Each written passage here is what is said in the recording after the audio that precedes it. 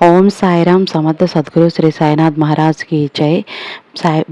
సాయి భక్తులందరికీ కూడా నా నమస్కారం అండి. అందరూ ఎలా ఉన్నారు? ఆ సాయినాథుని కృపా కటాక్షాలు మన అందరిపైన ఉండాలని మనస్ఫూర్తిగా కోరుకుంటున్నాను. అలాగే ఈరోజు బాబా గారి సందేశం ఏంటో తెలుసుకుందామండి. బిడ్డ, ఎక్కువ బాధల్లో ఉన్నావు, దిక్కుతోచని స్థితిలో ఉన్నావు. నా అంటూ ఎవరూ లేకుండా పోతున్నారు. పలకరించే వాళ్ళు కూడా లేకుండా పోతున్నారు. కన్నీళ్లు తుడిచే వాళ్ళు కూడా లేకుండా పోతున్నారు.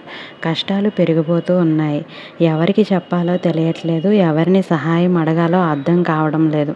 ఎందుకు ఇలా జరిగింది అంటూ బాబాని ప్రశ్నిస్తూ ఉన్నావు. ఒంట్లో శక్తి లేదు, అలా ఉండిపోతున్నాను అని బాధపడుతున్నావు కదా తల్లి. ఎన్నిసార్లు నువ్వు ఈ విధంగా బాధపడి ఉంటావు తల్లి. నా సహాయానికి ఎవరైనా వస్తారా? ఎవరైనా ఉన్నారా? ఈ సమయంలో నేను కష్టంలో ఉన్నాను, నా ఓదార్పు కోసం ఎవరైనా ఒక పలకరింపు వస్తుందా ఎక్కడ నుంచైనా అంటూ నీ చేతిలో ఉన్న ఫోన్ పట్టుకొని అలా శూన్యంలోకి చూస్తూ, కిటికీ గుండా శూన్యంలోకి చూస్తూ కళ్ళ నిండా కన్నీళ్లు కారుతూ ఉంటే చెంపల మీద దారాలు కడుతూ ఉంటాయి. మనసులో భయం, ఆందోళన, చుట్టూ ఒంటరితనం, ఆలోచనలోనే ఒంటరితనం. నాకంటూ ఎవ్వరూ లేరు, నేను ఒక్కదాన్నే, నాతో నేను, నాలో నేను, అంతే. కష్టమైన సుఖమైన నేనే అంటూ ఎన్నిసార్లు బాధపడ్డావు తల్లి. బిడ్డ, ప్రపంచంలో ఎవరికి ఏది కావాలో చేశాను, ఎవరికి ఏది ఇవ్వాలో ఇచ్చాను. ఈరోజు ఇలా ఒంటరిగా ఎవరూ లేని వారిలాగా, దిక్కులేని దానిలా ఎలా మిగిలిపోయావు అంటూ ఎన్ని కన్నీళ్లను కార్చావు తల్లి. బిడ్డ, ఆ గుర్తుందా? ఒకరోజు రాత్రిపూట చాలా మౌనంగా ఉంది. వెలుగులన్నీ ఆరిపోయాయి.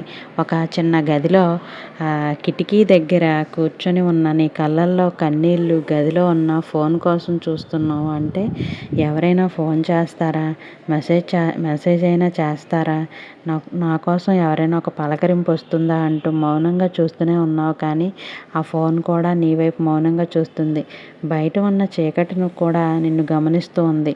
పైన ఉన్న సన్నటి నక్షత్రాలు కూడా అవి మెరవాలా వద్దా, వెలుగుని ఇవ్వాలా వద్దా అన్నట్టు అలా ఉండిపోయాయి.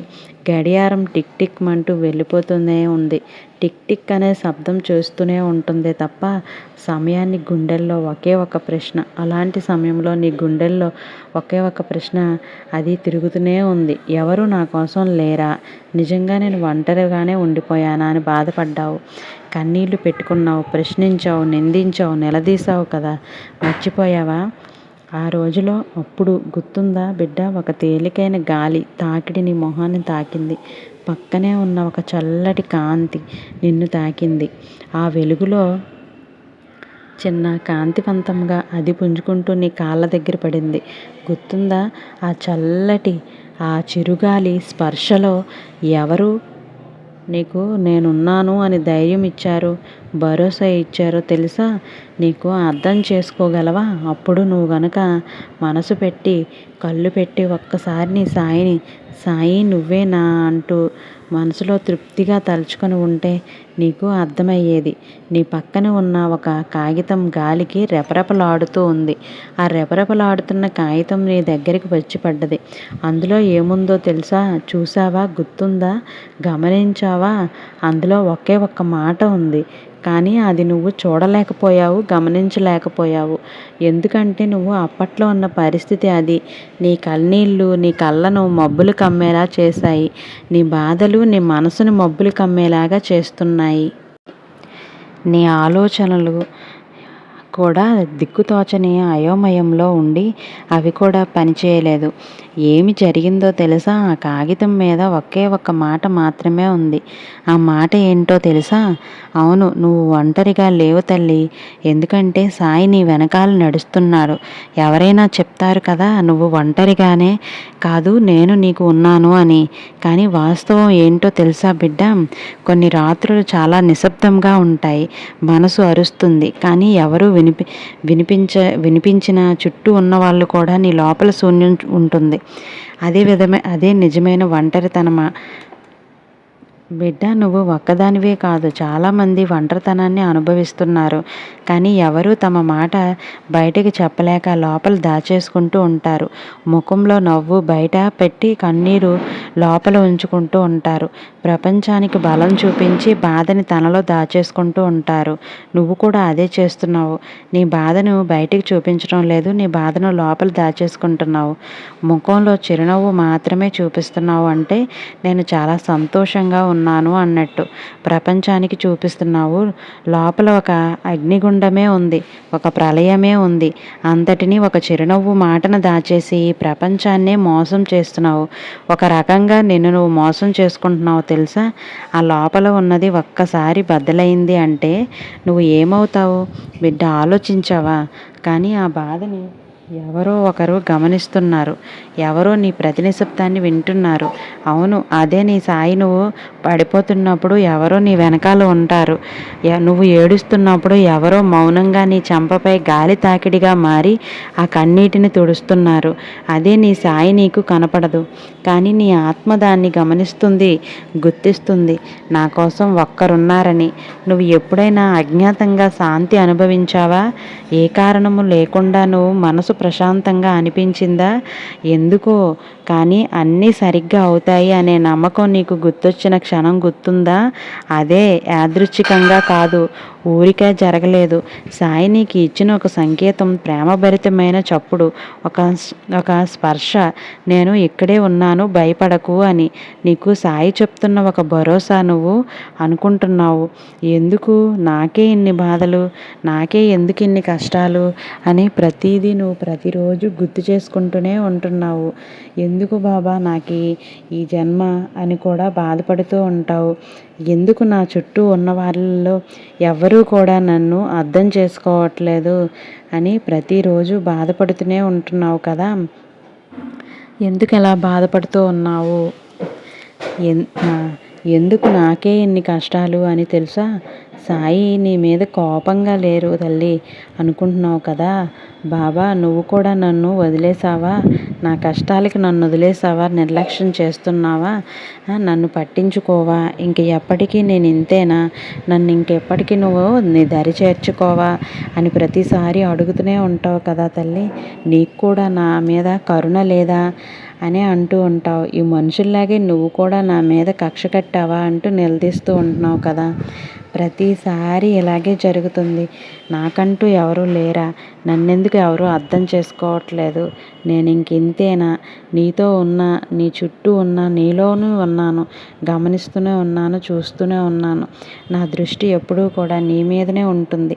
అయితే ఒక విత్తనం నేలలో పడితే అది పూడుకుపోవాలి. ఎందుకు చెప్పు? అది మొక్కగా మారటానికి. నువ్వు కూడా ఇప్పుడు చీకట్లో పొడిగిపోతున్నట్లు, కష్టంలో మునిగిపోతున్నట్లు, పేకలోతు కష్టాల్లో బాధల్లో కూరుకుపోతున్నట్టు అనిపిస్తుంది కదా. అది అంతమేమీ కాదు బిడ్డ. ప్రారంభం అక్కడే మొదలవుతుంది. నీ జీవితం అలాగే మొదలవుతుంది. జీవితం ఒక విత్తనం భూమిలోకి పడిపోయినప్పుడు, దాని మీద మట్టి పడినప్పుడు, పొడిగిపోయినప్పుడు అది బాధపడుతుందా? ఏడుస్తుందా? నేను పొడిగిపోతున్నాను అయ్యో అంటూ బాధపడుతూ ఉంటుందా? అలా ఏమీ బాధపడదు కదా.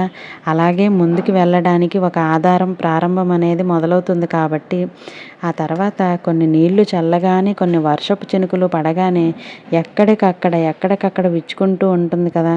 తన శక్తిని అంతా బయటికి తీస్తుందా లేదా? కొమ్మల రెమ్మలుగా బయటకు వస్తూ ఉంటుంది. మహావర్షంలాగా మారుతూ ఉంటుంది. మరి నువ్వు రావద్దా? ఇలా ఉండిపోతావా? బాధల్లో, కష్టాల్లోనే ఉండిపోతావా? ఇప్పుడు నువ్వు ఎంత బాధల్లో, కష్టాల్లో, పేకల్లోకి కూరుకుపోతున్నా కూడాను అక్కడే మొదలవుతుంది నీ ఎదుగుదల. నీ జీవితంలో చిగురించడం అనేది అప్పుడే మొదలవుతుంది. అక్కడ నుండే మొదలవుతుంది. నువ్వు ఎలాగ జిగురించాలి, ఎలాగ మొదలవ్వాలి, నీ జీవితంలో తొలి అడుగు ఎలాగ వేయాలి అన్నది అక్కడ నుంచే నీకు చిగురిస్తూ ఉంటుంది. అసలైన నీలో ఉన్న ఒక మనిషి, ఒక కోరిక, ఒక ఆశ, ఒక పట్టుదల ప్రతి ఒక్కటి కూడాను ఎప్పుడు అందులో నుంచి మొలకలు వస్తాయి. అదే మహావృక్షం అయిందంటే అది ఇచ్చే పూలు పళ్ళు ఫలాలను చూడడానికి ఎవ్వరి తరము కాకుండా ఉంటుంది. అంతటి నాణ్యమైన పంటని ఇస్తుంది. అంటే అంత నాణ్యమైన జీవితం అనేది కలుగుతుంది. నీ సొంతం అనేది అవుతుంది. ఈ చిన్న కష్టానికి బాధకి నేను పూడుకుపోతున్నాను, నేను కూరుకుపోతున్నాను, కష్టంలో ఇలా బాధపడితే అక్కడే ఉండిపోతావు. నా కోసం ఎవరో రావాలి, ఎవరో వస్తున్నారు, ఎవరో నా కోసం ఏదో చేస్తారు అని ఎప్పుడూ ఎదురు చూడొద్దు. నా కన్నింటిని ఎవరో తుడుస్తారు, నా చేయి పట్టుకోవడానికి ఎవరో వస్తున్నారు, ఈ కష్టాల నుండి నేను లాగటానికి ఎవరో వెళ్తున్నారు, ఇవి కాదు నువ్వు ఆలోచించాల్సింది. ఎలా బయటపడాలి, నేను ఏం చేయగలను, ఏం చేస్తే ఇందులో నుంచి నేను బయటికి రాగలను, నేను ఎలాంటి ధైర్యాన్ని నింపుకోవాలి, నేను ఎలా బయటపడాలి అని బాబాగారికి బాబాగారు నీకు ఎప్పుడు ధైర్యం ఇస్తూనే ఉంటున్నారు. ఆ భరోసా నీకు ఇస్తూనే ఉన్నారు. ఏదైనా కష్టం రానివ్వు, కష్టాన్ని ఇవ్వు, కానీ దాని నుంచి ఎలా ఎదుర్కోవాలి, ఎదుర్కోగలిగే సత్తాన్ని కూడా నాకు ఇవ్వు, దాని నుంచి ఎలా బయటపడాలి, తెలివితేటలు కూడా నాకు తెలియజేయు అని ప్రతిసారి అడుగుతూనే ఉన్నావు కదా. నాకు ఇవ్వు, కొండలు ఎదుర్చిన, ఢీకొట్టిన, పిండిని చేస్తే సత్తా నాకు ఇవ్వు, కష్టాలు ఇవ్వద్దు అని ఎప్పుడూ అడగద్దు. అలా కోరుకోకూడదు. కష్టం వస్తేనే కదా నువ్వు ఎలాంటి వ్యక్తివి అని తెలుస్తుంది. నీలో ఉన్న పనితనం తెలుస్తుంది, నీలో ఉన్న సత్తా తెలుస్తుంది, నీలో ఉన్న తెలివితేటలు గుర్తుకొస్తాయి. ఒక మనిషిగా నువ్వు గట్టిపడాలి అన్న దేన్నైనా సరే నువ్వు ఎదుర్కోగలనన్న ధైర్యం అనేది నీలో ఉండాలి. నువ్వు ఎప్పుడు ధైర్యంగా ఉంటావు అంటే నీలో ఉన్న సత్తాన్ని నువ్వు బయటికి తీయగలిగినప్పుడే. ఎప్పుడైతే నువ్వు బయటికి తీయగలుగుతావో అప్పుడు నువ్వు చాలా ధైర్యంగా ఉన్నావు అని అర్థం. కష్టం వస్తేనే రాటు తేలుతారు. ఈ కష్టాల నుంచి నిన్ను లాగడానికి ఎవరో వస్తారు, ఇవి కాదు. నువ్వు ఆలోచించాల్సింది ఎలా బయటపడాలి, ఏం చేస్తే నేను బయటికి రాగలను, ఇందులో నుంచి నేను బయటకు వస్తే ఆ బాబా గారు ఆ ధైర్యాన్ని నాకు ఎలా ఇస్తున్నారు. బాబా నాకు ధైర్యాన్ని ఇవ్వు అని ఆ భరోసా నువ్వు అడగాలి. నాకు ఇవ్వు తండ్రి అని. ఏదైనా కష్టం రానివ్వు, కష్టానికి ఇవ్వు, ఆ కష్టం నుంచి బయటికి ఎలా రావాలి అన్న తెలివితేటల్ని కూడా నాకు ఇవ్వు తండ్రి అని నువ్వు అడగాలి. కొండేలు ఎదురొచ్చినా ఢీకొట్టి పిండిని చేసే సత్తా నాకు ఇవ్వు, కష్టాలు ఇవ్వద్దు అని కోరుకోవద్దు. ఎప్పుడూ కూడాను కష్టం వస్తే నువ్వు ఎలాంటి వ్యక్తివి అనే తెలుస్తుంది. ఆ కష్టాలన్నీ అనుభవిస్తేనే కదా నువ్వు ఎలా ముందుకు వెళ్ళగలవు, నువ్వు ఎలా జీవితంలో పైకి రాగలవు, ఇవన్నీ నీకు అర్థమవుతాయి. కష్టమే లేకుండా ఎప్పుడూ సుఖంగా సంతోషంగా జీవిస్తూ ఉంటే నువ్వు ఎలా ముందుకెళ్తావు? ముందుకు వెళ్ళినా ఎప్పుడూ జీవితం సాఫీగానే ఉంటుంది అని అనుకోవటం కూడా చాలా పెద్ద తప్పు. ఎప్పుడైనా సరే నీలో ఉన్న పనితనం అనేది తెలియచేయాలి. నీలో ఉన్న సత్తా కూడా తెలుస్తుంది. నీలో ఉన్న తెలివితేటలు గుర్తుకొస్తాయి. ఒక మనిషిగా నువ్వు గట్టిపడాలి అన్నా, దేన్నైనా ఎదుర్కోవాలి అన్నా కూడాను కష్టం వస్తేనే కదా రాటు తేలుతావు. కష్టమే నీకు పాఠం నేర్పిస్తూ ఉంటుంది. కష్టమే వద్దు అని అనుకుంటే ఎలా కుదురుతుంది? జీవితంలో ఏం నేర్చుకోలేవు, అక్కడే ఆగిపోతున్నావు. ఏది వచ్చినా కూడా తట్టుకోలేకపోతున్నావు, అక్కడే ఆగిపోతున్నావు. అన్నీ కావాలి, అన్నీ రావాలి, అన్నింటినీ కూడా ఎదుర్కోగలగాలి. ఆ శక్తిని నాకు ఇవ్వాలి. వాటిని దాటి నువ్వు ముందుకు వెళ్ళాలి అంటే గనక ఖచ్చితంగా అప్పుడు ప్రపంచం అంతా కూడాను ఒక్కసారి నీ మీద విరుచుకుపడ్డా కూడా ప్రపంచం వెనక్కి తగ్గాలే కానీ నువ్వు వెనక్కి తగ్గకూడదు. ఎందుకంటే సాయి నిన్ను అలా రాటు తేల్చాడు, గట్టిపరిచాడు, ధైర్యం నింపారు. అది కోరుకో బిడ్డ. పిరికితనంతో నాకు ఎవరూ లేరు, నాకు సహాయానికి ఎవరూ రావడం లేదు, బాబా కూడా నన్ను పట్టించుకోవట్లేదు, ఎందుకు బాబా ఇలా చేస్తున్నారు అని నిందలు వేయటం కాదు. నీలో ఉన్న ధైర్యాన్ని బయటికి లాగు, నీలో ఉన్న శక్తిని బయటికి లాగు, నీలో ఉన్న కసి పట్టుదలని బయటికి లాగాలి. అంతేగాని ఏంటో బాబా నన్ను పట్టించుకోవట్లేదు, ఎందుకు నన్ను ఇలా వదిలేస్తున్నారు, ఎందుకు నేను ఇలా తయారయ్యాను అని నువ్వు బాధపడుతూ ఆ కష్టాల వైపే ఉండకూడదు. కష్టాలు వద్దు, నేను భరించలేను కాదు, భరించాలి.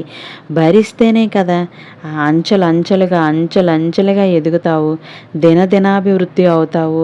ఎవరు వచ్చినా సరే, ఏదొచ్చినా సరే, దేన్నైనా నువ్వు తట్టుకోగలుగుతావు, ఎదుర్కోగలుగుతావు, ఢీ కొట్టగలుగుతావు. నువ్వా నేనా తేల్చుకుందాం రా అని అనగలుగుతావు.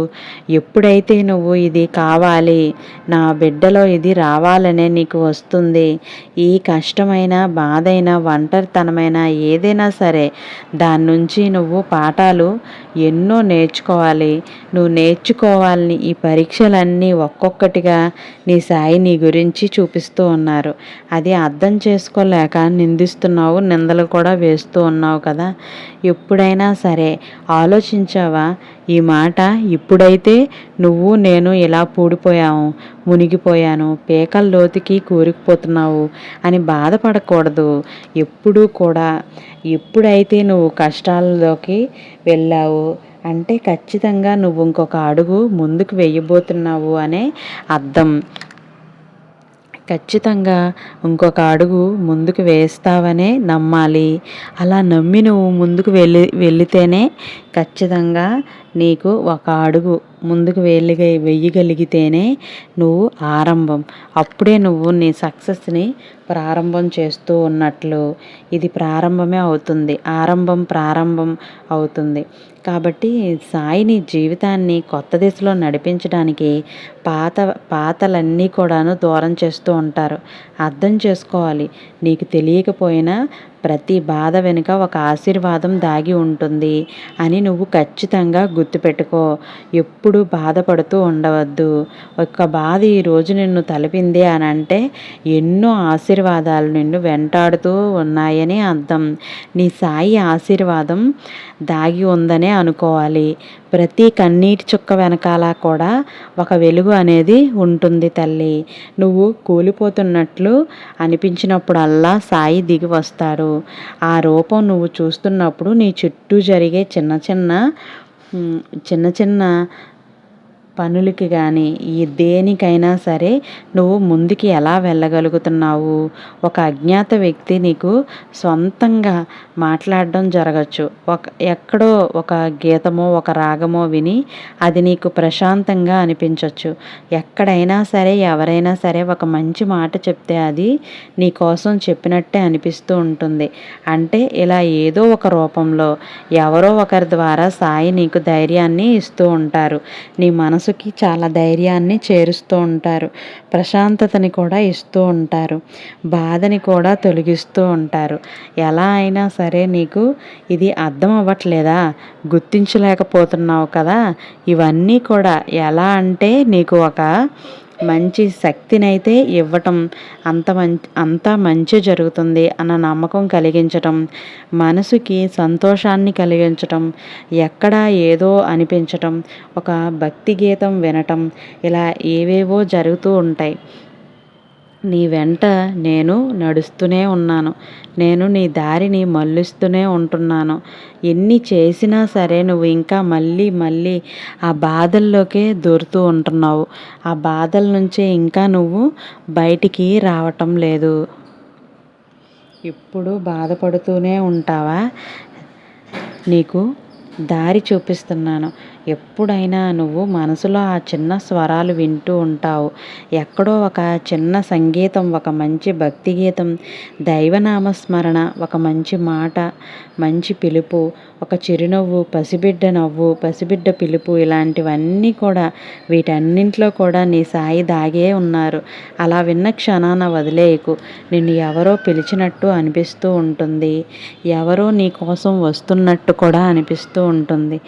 అలా అనిపించినప్పుడల్లా నీకు అనిపిస్తున్నప్పుడల్లా కూడా నీకు ఇవన్నీ కూడా నీ సాయి చర్యలే. అయితే వదిలేయకుండా ముందుకు వెళ్ళు. నువ్వు బలమైన ఒక వ్యక్తివి. అది సాయి నీకు మాట్లాడుతున్నప్పుడు ఆ శబ్దం నీ అంతరాత్మ ద్వారా, నీ గుండెల ద్వారా నీ సాయికి ఖచ్చితంగా తెలియచేస్తూ ఉంటావు. ఆ శబ్దం నీ అంతరాత్మ ద్వారా, నీ గుండెల ద్వారా నీ సాయికి నీకు సిగ్నల్ అనేది ఇస్తూ ఉంటారు. నువ్వు దాన్ని వినటం మర్చిపోతున్నావు. ఎందుకంటే నీ జీవితం అలా ఉంది. ఇక్కడే కొంచెం నువ్వు నిశ్శబ్దంగా ఉండి విన్నావు అని అంటే, వింటూ ముందుకు వెళ్ళావు అని అంటే కనుక మారతావు ఖచ్చితంగా. సాయి నీతో ఏదో మాట్లాడుతున్నప్పుడు ఆ శబ్దం నీ ఆత్మ ద్వారా, నీ గుండెల ద్వారా సాయి నీకు సిగ్నల్గా ఇచ్చి నువ్వు దాన్ని వినటం మర్చిపోతున్నావు. కాబట్టి ఇప్పుడు కొంచెం నిశ్శబ్దంగా ఉండి ఊపిరి, గుండె చప్పుడు అన్నీ నీ సాయి నీలో మాట్లాడే రీతిలో సాయి ఎప్పుడు చెప్తూ ఉంటారు. నీకు నష్టం జరగనివ్వను, నీ దారి కష్టమైనదే కానీ నువ్వు పడిపోకుండా నేను ఉన్నాను అని నీకు కనిపించిన రీతిలో అది దారిలో ప్రమాదాల నుండి కూడా నిన్ను తిప్పి తీసుకువస్తాను. కొన్నిసార్లు అది లేదు అని అంటే కూడా ఎందుకంటే నీకు ఇంకా మంచిదే కావాలని నీ మనసుకు తెలుసు. నువ్వు ఎవరైనా కోల్పోయావా, బాధపడుతున్నావా, అది కూడా సాయి ప్రణాళికలో ఒక భాగమే.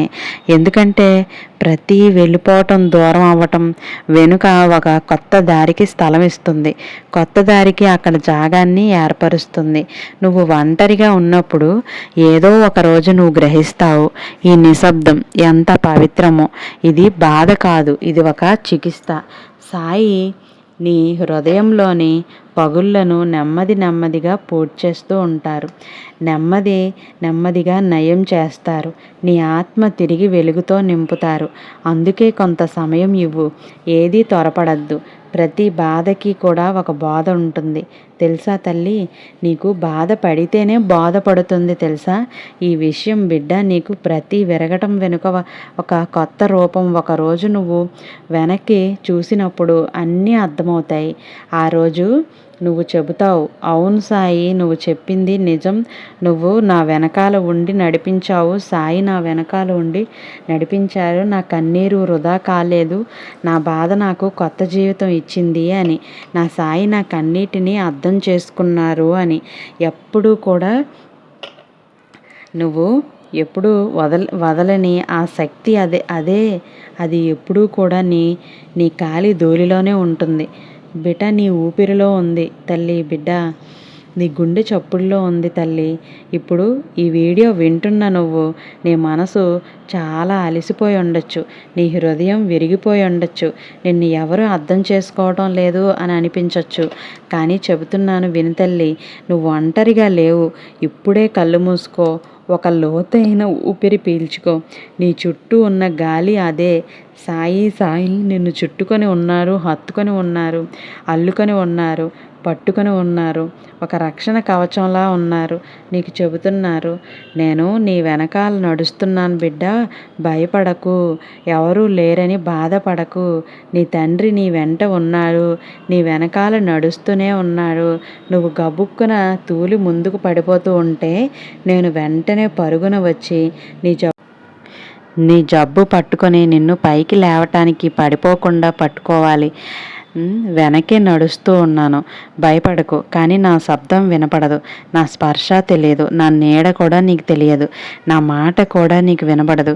కానీ నేను ఏదో ఒక రూపంలో కాపాడుతూనే ఉంటాను. ఇది మాత్రం నువ్వు తప్పకుండా గుర్తించాలి బిడ్డ. ఎప్పుడైనా నీకు నమ్మకం కోల్పోతే ఈ మాట మాత్రం గుర్తుపెట్టుకో, నువ్వు ఒంటరిగా లేవు అని. ఎందుకంటే సాయి ఎప్పుడూ కూడా నీతో, నీ చుట్టూ, నీ వెంట, నీ తోడుగా, నీ నీడగా నడుస్తూనే ఉన్నాడు.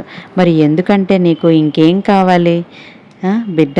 అమ్మ ఎలాగైతే తన బిడ్డని తన 9 నెలలు మోసి, నవమాసాలను మోసి కని తన పొత్తిళ్ళలో పెట్టుకొని కంటికి రెప్పలా అమ్మ ఎలా అయితే తన బిడ్డను కాపాడుతూ ఉంటుందో, అదే విధంగా నీ సాయి కూడా తనను నమ్మిన భక్తుల కోసం, బిడ్డల కోసం అలానే ఒక అమ్మలా కంటికి రెప్పలా కాపాడుతూ ఉన్నారు. ప్రతి క్షణం వారు చుట్టూ తిరుగుతారు, ప్రతి క్షణం వారితోనే ఉంటున్నారు. ఎవరు నిరాశలో ఉన్నారు, ఎవరు కన్నీళ్లను పెట్టుకుంటున్నారు, ఎవరు బాధలో ఉన్నారు, ఎవరు ఓదార్పు కోరుకుంటున్నారు, ఎవరు చేయూత కోరుకుంటున్నారు, ఎవరు సహాయం కోరుకుంటున్నారు, ఎవరు దీనస్థితిలో ఉన్నారు, ఎవరు తోచని స్థితిలో ఉన్నారో ప్రతి ఒక్కటి కూడా సాయి గమనిస్తూనే ఉన్నారు బిడ్డ. నువ్వు అనుకుంటున్నావు, నువ్వే కాదు చాలామంది ఉన్నారు. సాయి ఇవన్నీ చూస్తున్నాడా? నిజంగా ఆయనకు చాలామంది భక్తులే ఉంటారు, చాలామంది బిడ్డలే ఉన్నారు. ఎంతమందిని చూస్తారు? అంతమందిలో నేను తప్పిపోయానేమో, తన చూపు నా మీద పడలేదేమో, తన అనుగ్రహం నా మీద కలగలేదేమో, తన మనసు నా వైపు ఆలోచించలేదేమో అని కదా బిడ్డ. ఒకటి గుర్తుంచుకో, ఈ ప్రపంచాన్ని అంతా ఒకేసారి ఒకే దృష్టితో ఒకే చూపుతో చూసే ఈ సాయికి నిన్ను చూడటం ఒక లెక్క. ఎన్ని కోట్ల మంది ఉన్నా అందులో ఏ బిడ్డ నన్ను పిలుస్తున్నారో, ఏ బిడ్డ నన్ను తలుస్తున్నారో, ఏ బిడ్డ కష్టంలో ఉన్నారో ప్రతి ఒక్కరికి కూడా సాయికి తెలుసు. అయితే దేనికైనా ఒక సమయం రావాలి కదా. కొన్ని బాధల వల్ల, కొన్ని కష్టాల వల్ల నువ్వు గుణపాఠాలే నేర్చుకోవాలి కదా. గతంలో చేసిన తప్పులు పొరపాట్లు తాలూకా ఇప్పుడు ఈ శిక్ష అనుభవిస్తున్నాను, ఇంకెప్పుడు చేయకూడదు అన్న పాఠం నువ్వు నేర్చుకోవాలి కదా. ఆ తప్పు మళ్ళీ మళ్ళీ జరగకుండా ఉండాలి అంటే కొద్దిగా శిక్ష అవసరం కదా బిడ్డ. ఆ శిక్ష వేసినందుకు ఆ పరీక్ష పెట్టాను. ఆ పరీక్షలో నువ్వు నెగ్గావు అనిపించింది, పాఠం నేర్చుకున్నాను అనిపించింది, గుణపాఠాలు ఎన్నో నేర్చుకున్నావు అనిపించింది, జీవితానికి కావలసినంత పాఠాలు నేర్చుకున్నావు. రాహు తెలియపోయేవని సాయికి అర్థమైపోయింది. అందుకే ఇప్పుడు నిన్ను బయటపడేయడానికే వచ్చారు. ఇక్కడ ఒక విషయం బిడ్డ, నీకు ఎన్ని పరీక్షలు పెట్టినా, ఎన్ని శిక్షలు వేసినా కానీ నిన్ను ఎక్కువ బాధ పెట్టలేదు. మళ్ళీ ఎప్పటికప్పుడు నిన్ను సముదాయిస్తూనే వస్తున్నాను, కన్నీళ్లను తుడుస్తూనే ఉన్నాను. నేను ఉన్నాలే, భయపడిపోకు అన్నట్టు ఎవరో ఒకరి ద్వారా భరోసా ఇప్పిస్తూనే ఉన్నాను. ఒక చిరునవ్వులో, ఒక చల్లగాలిలో, ఒక పిల్లగాలిలో, ఒక వాన చిరుకులో ఇలా నిన్ను తడిపి ముద్ద చేసి భయపడకు, నీ కన్నీళ్ళను నేను చెరిపేస్తాను అన్నట్టు ఒక వాన చినుకు వచ్చి నీ మొహాన్ని తడిపేసిందా? ఒక పిల్లగాలి వచ్చి నీ కళ్ళల్లో నీళ్లు ఆరిపోయేటట్టు చేసిందా? ఇవన్నీ ఏమనుకున్నావు? నీ సాయి చేతలు కాదా? నీ సాయి స్పర్శలు కాదా? ఎక్కడా లేదు అనుకున్నావు బిడ్డ. నీ సాయి ప్రతి దాంట్లోనూ ఉన్నారు. మనసు పెట్టి చూడు, ప్రతి చోట కనిపిస్తాడు, ప్రతి పిలుపులో ఉంటారు, ప్రతి తలపులో ఉంటారు. కాబట్టి నీ సాయి నీతో ఉన్నాడు, భయపడాల్సిన అవసరం లేదు. ధైర్యంగా ముందడుగు వేయి, నేను ఉన్నాను, నువ్వు పడిపోతే పట్టుకోవడానికి భయం లేదు బిడ్డ అంటూ బాబాగారు ఈరోజు ఒక అత్యద్భుతమైన సందేశంతో వచ్చారండి. నిజానికి ఎంతమంది ఒక ఓదార్పు కోసం, ఒక పలకరింపు కోసం, ఒక పిలుపు కోసం, నేనున్నాను భయపడకు అని ఒక భరోసా కోసం ఎంతమంది ఎదురు చూస్తూ ఉంటామండి. అలాంటి వారు అందరికీ కూడా నిజంగా ఎంతటి ఓదార్పు కలిగించే మాటలైతే ఈరోజు బాబాగారు చెప్పారు. ఐ హోప్ ఈ వీడియో మీ అందరికీ నచ్చిందని అనుకుంటున్నాను. రేపటి బాబాగారి మాటతో మళ్ళీ కలుద్దాం. సర్వే జన సుఖినో భవంతు. Thank you for watching.